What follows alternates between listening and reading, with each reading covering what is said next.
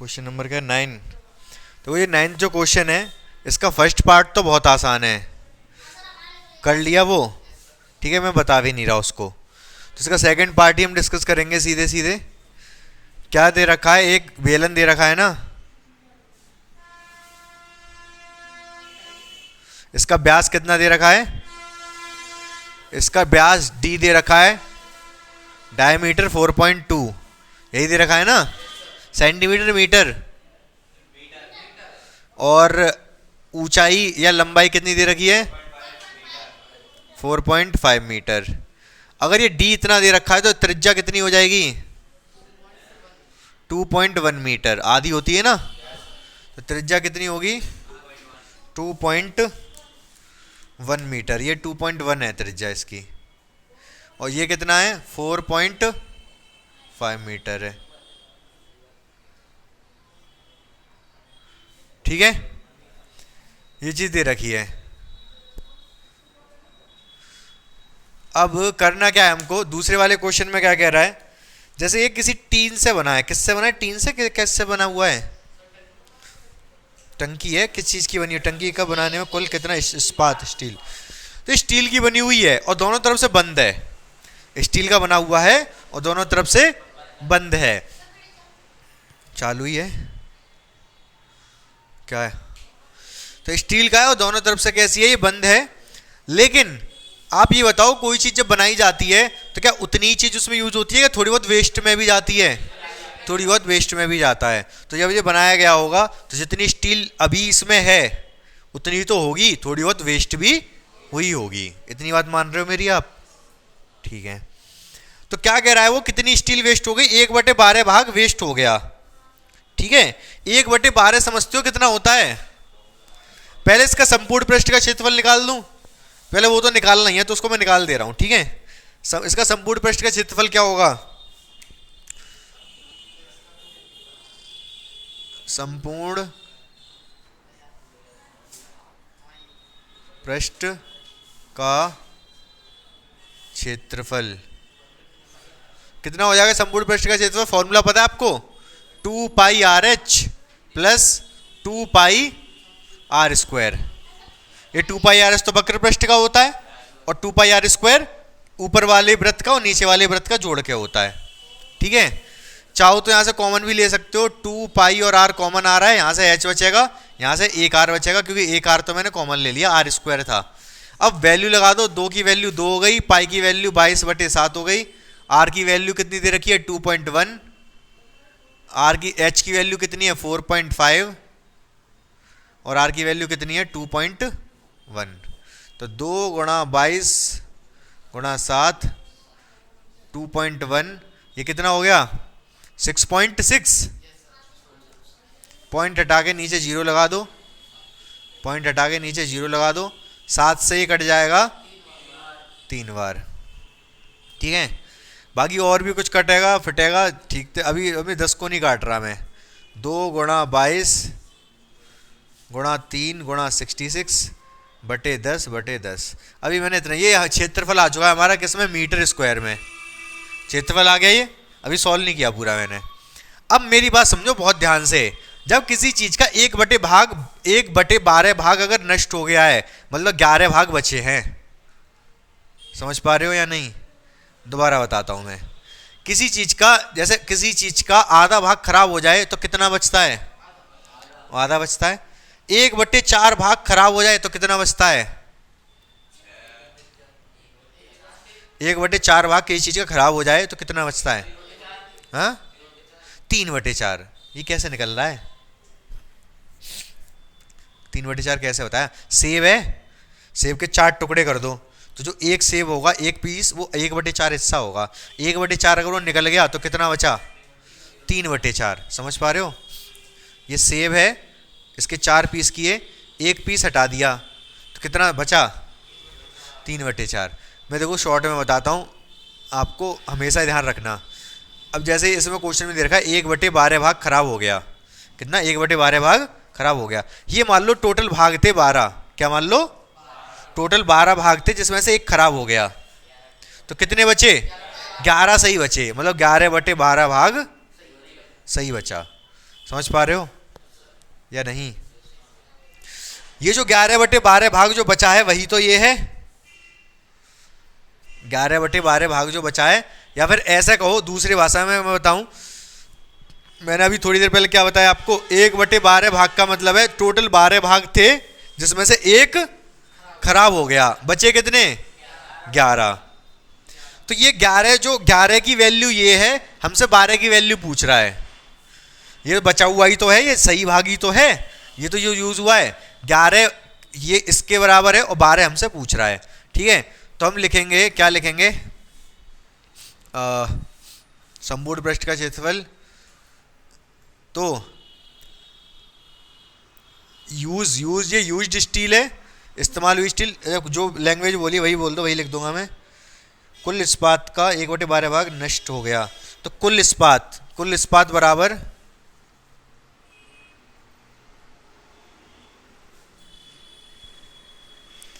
कुल इस्पात कितना था? ये तो 11 के बराबर है, ये किसके बराबर है? तो 11 से तो हम भाग देंगे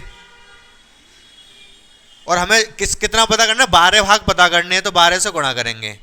ये चीज यूनिटरी मेथड ऑफ मैथमेटिक्स है, ये कभी पढ़ा है आपने? नहीं पढ़ा?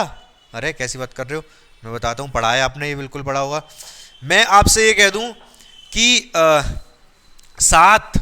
7 सेबों का मूल्य है 56 रुपए, 7 सेबों का मूल्य है, 11 सेबों का मूल्य बताओ, कैसे बताओगे?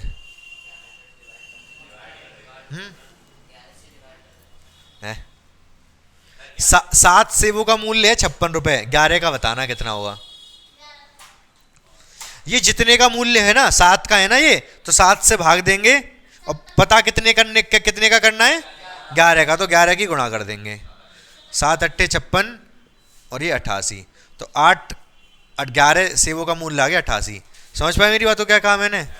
अगर मैं आपसे पूछूं, इसी में एक और एग्जांपल लेता हूं ऐसा ही, अगर मैं आपसे कहूं कि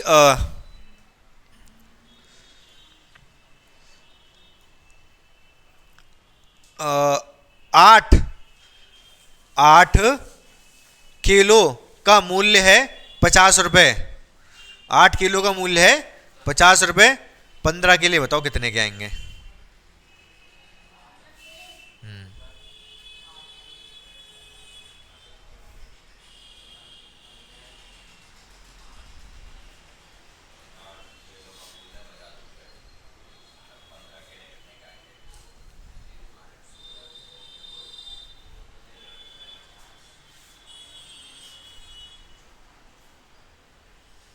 क्या कर रहे हो? गलत कर रहे हो। 50 रुपए मूल्य था ना, पहले तो मूल्य लिखो। ठीक है, ये कितने का है? 8 का, तो 8 से डिवाइड मार दो। कितने का पता करना है? 15 का, तो 15 की गुणा मार दो। जितने का ये है उसने से डिवाइड कर दो, जो पूछा है उसकी गुणा कर दो, जो पूछा है उसकी गुणा और जिसका दे रखा है उसका डिवाइड। तो सॉल्व कर लो, 2 से कटेगा ये 25 बार, 2 से कटेगा ये 4 बार, 25 की 15 में गुणा कर लो, कितना आएगा? 15 पंजे 75 की 5 हासिल 7, 15 दूनी 30, 37 बटे 4, 9 चौक 36, 1 बचेगा, 4 ती 12 और फिर 3 बचेंगे 28, फिर 5, 93.75 के आएंगे। समझ पा रहे मेरी बात को? सेम वही चीज़ मैंने यहाँ किया है, देखो ध्यान से समझ लो अब इस बात को। 11 भागों का मूल्य ये है, तो 11 का डिवाइड और 12 का पता करना है, मल्टीप्लाई बाई 12। 11 से जाएगा ये 2 बार, ठीक है। 10 का तो पॉइंट लगा दूंगा मैं, डिवाइड मारने से कोई फायदा है नहीं, गुणा कर दो आप फटाफट। 2 का इसमें 4, 4 का 3 में 12, 12 का 12 में 144, 144 का बस 6 में गुणा 66 में गुणा करनी है। 6 चौक 24 की 4, 2 24 और 2 26 और 6 6 6 4 4 10 की 0 12 13 7 73 0 4 73 0 4 बटे 10 100, 10 गुणा 10 100, तो 100 की पॉइंट लग जाएगी 73.04 मीटर स्क्वायर। इतना स्टील था जिससे कि बनाया गया था ये, मतलब इतना था टोटल, थोड़ा बहुत वेस्ट भी हुआ होगा, इतना यूज़ में आया। इसको कैलकुलेट कर लोगे तो पता चल जाएगा यूज़ में कितना आया। आंसर यही है।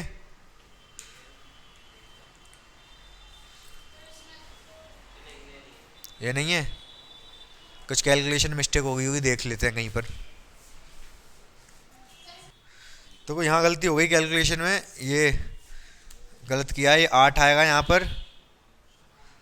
पर भी 8 आएगा, तो आएगा 4, 10 की 0, यहाँ से लेक 14, 15 की 5, यहाँ से लेक 9, 9504 आ रहा है ना,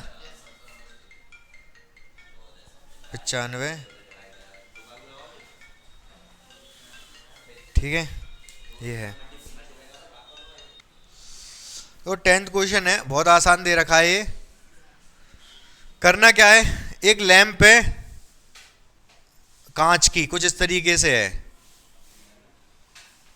ठीक है, ठीक है ना, कुछ इस तरीके से। इस पर क्या कपड़ा लगाना है या पता नहीं कागज लगाना है, जो भी लगाना है, ठीक है, कपड़ा लगाना है। लेकिन जो कपड़ा लिया जाएगा वो ऐसा नहीं है केवल यहीं तक लिया जाएगा, यहाँ तक। वो कपड़ा जो लिया जाएगा वो थोड़ा ऊपर तक लिया जाएगा। वैसे इसकी ऊंचाई तो 30 सेंटीमीटर है, ठीक है, लेकिन थोड़ा सा ऊपर तक छोड़ेंगे, मतलब कपड़ा यहाँ तक लेंगे, यहाँ तक ऐसे लगाएंगे और थोड़ा ऊपर तक ले जाएंगे, इधर भी थोड़ा ऊपर तक, नीचे तक थोड़ा एक्स्ट्रा छोड़ेंगे, 2.5 दोनों तरफ। समझ रहे हो, मतलब ऐसे है, जैसे ये बोतल है, ये मान लो कांच की है, इस पर कपड़ा लगाना, यही मान लो इस पर कवर चढ़ाना है, तो कवर जो चढ़ाया जाएगा, कपड़ा लगाएंगे चारों तरफ से तो कपड़ा रहेगा, लेकिन थोड़ा ऊपर तक निकाल के रखेंगे। ऊपर तक क्यों, जिससे कि ये इधर थोड़ा घुमा के ढक सकें उसको। ऐसे इधर भी थोड़ा ऊपर तक छोड़ देंगे, ऊपर तक निकाल के रखेंगे, जिससे कि ऐसे फोल्ड हो जाए, फोल्ड हो गए, ये भी ढक जाए। समझ पा रहे हो मेरी बात को? तो बस खेल खत्म इस क्वेश्चन का। तो है ही क्या इसमें फिर 30 ये है, इस तरीके से छोड़ा जाएगा ऊपर नीचे तक, पूरा गोल में है ये, 3D में इमेजिन करना है इसको। इसका ब्याज दे रखा है 30, तो त्रिज्या हो जाएगी 10, तो 20 दे रखा है। इसका ब्याज 20 दे रखा है, तो त्रिज्या कितनी हो जाएगी 10। तो बस, तो डी की वैल्यू कितनी दे रखी है 20 सेंटीमीटर तो आर कितना हो जाएगा 10 सेंटीमीटर। ऊंचाई कितनी, हाइट कितनी दे रखी है 30 दे रखी है वैसे तो, लेकिन कपड़ा तो हमें ज़्यादा चाहिए, 2.5 इधर 2.5 उधर, तो 35 हो जाएगी ऊंचाई। कितनी हो जाएगी ऊंचाई 35 सेंटीमीटर, ठीक है। ऊंचाई 35 सेंटीमीटर हो गई, तो हमें क्या चाहिए, वक्र पृष्ठ का क्षेत्रफल। केवल वक्र पृष्ठ का चाहिए, पूछो क्यों? क्योंकि कपड़ा तो ऐसे ही लिया जाएगा, कपड़ा वैसे थोड़े ना ले रहे, मतलब बंद कपड़ा थोड़े ना है, खुला है कपड़ा, तो ऊपर से खुला ही हुआ तो होगा ये कपड़ा। भाई कपड़ा ये यूं करके, इस जगह पे कोई कपड़ा नहीं है, यहां तक ही तो कपड़ा है बस, ऐसे करके, वो बात अलग है, इसको फोल्ड कर देंगे।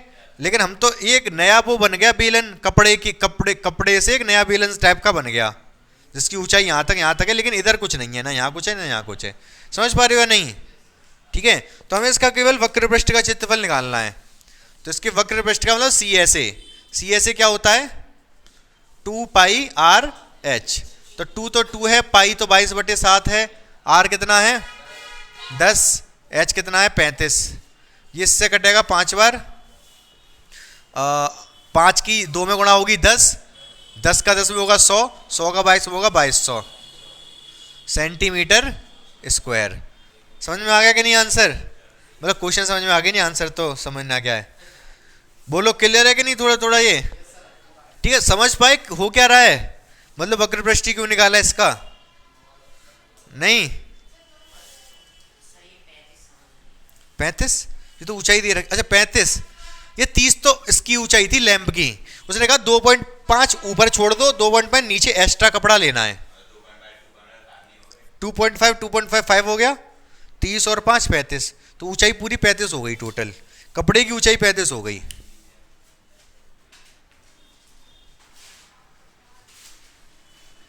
ठीक है, क्लियर है ये? 11th वाले पढ़ लो, ये भी नहीं आया?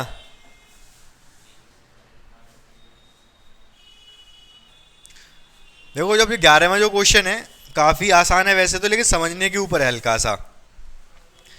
कलमदान के ऊपर क्वेश्चन है ये, कलमदान पेन बॉक्स या फिर पेंसिल बॉक्स, एग्जैक्टली सेम, ये पेन होल्डर ये है, सेम ऐसे ही बनाने को बोला जा रहा है, ये भी मतलब बनाया है, किसी ने बना के दिया है अपने हाथ से।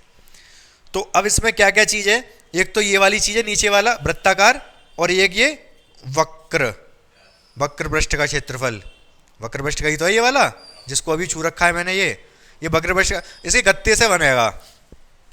एक कलमदान बनाने में कितना गत्ता चाहिए, एक तो वक्र पृष्ठ के क्षेत्रफल के बराबर, और एक नीचे वाला ये वृत्ताकार क्षेत्रफल, ऊपर से तो खुला ही होगा, ये तो रखेंगे कहाँ से। तो अब एक का क्षेत्रफल निकाल लो आप, एक कलमदान का क्षेत्रफल निकाल लो, लेकिन कितने विद्यार्थियों को बनाने को दिया गया है, 35 को, तो एक का निकाल लो, 35 गुणा कर दो तो पता चल जाएगा कि विद्यालय को कितने गत्ता देना पड़ेगा बच्चों को बनाने का। हर एक को इतना ही दिया जाएगा जितना कि आवश्यक है, ठीक है, जितने इसमें में बनाने। वैसे इसमें भी वेस्टेज होगी, ऐसा तो नहीं उतना है उतने में ही बन जाएगा, लेकिन वेस्टेज को यहाँ पर कंसीडर नहीं कर रहे, समझ रहे हो आप, ठीक है। तो दो चीज़ें, एक तो वक्र पृष्ठ का क्षेत्रफल लोगे और एक ये वाला क्षेत्रफल, ये ऊपर वाला नहीं लोगे। तो आसान है क्वेश्चन ये बहुत ज़्यादा। तो 11वां क्वेश्चन,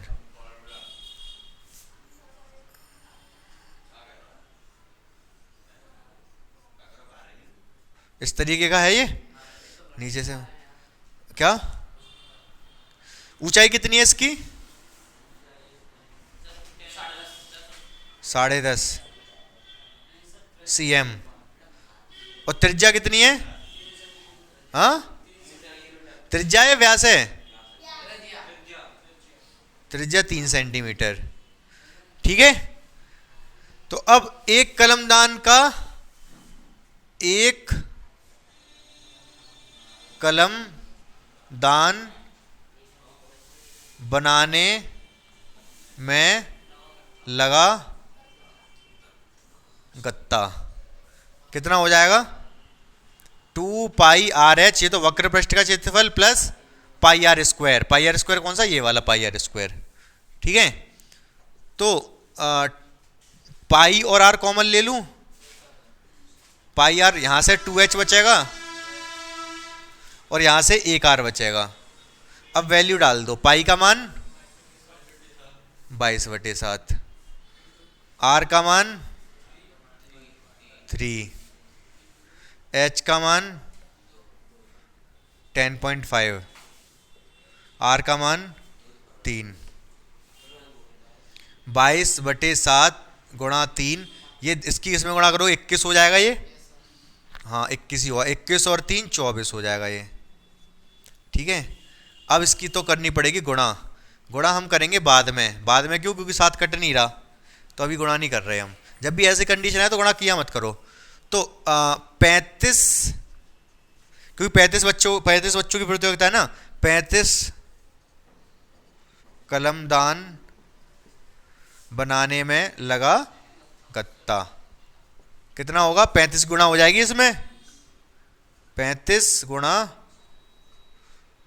22/7 गुणा 3 गुणा 24, 7 पंजे 35।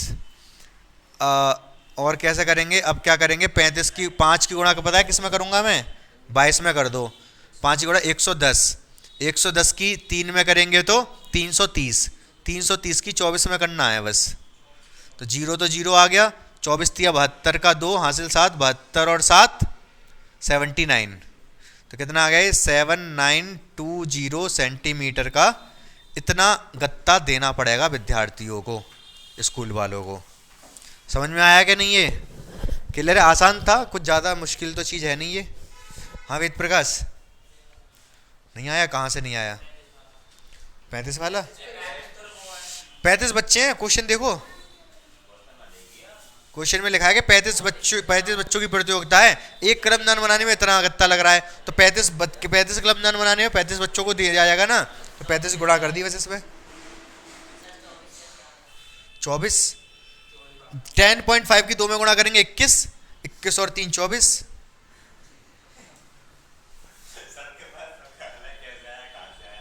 तो मैंने तो किया है, मुझे तो पता ही होगा, आपको पता होना चाहिए, समझ में नहीं आया तो पूछना पड़ेगा आपको, ठीक है। तो तुम ये भी पूछो, ये सब 330 कहाँ से आया, कौन बताएगा 330 कहाँ से आया? ये ना 5 गुणा करी 22 में 110, 110 की 3 में करी 330, 330 की बस 24 में कर दी फिर। ठीक है, क्लियर हुई कि नहीं एक्सरसाइज पूरी? आपको ये आसान थी, मजेदार थी, आपको समझ में आ गया होगा। ठीक है, ठीक है।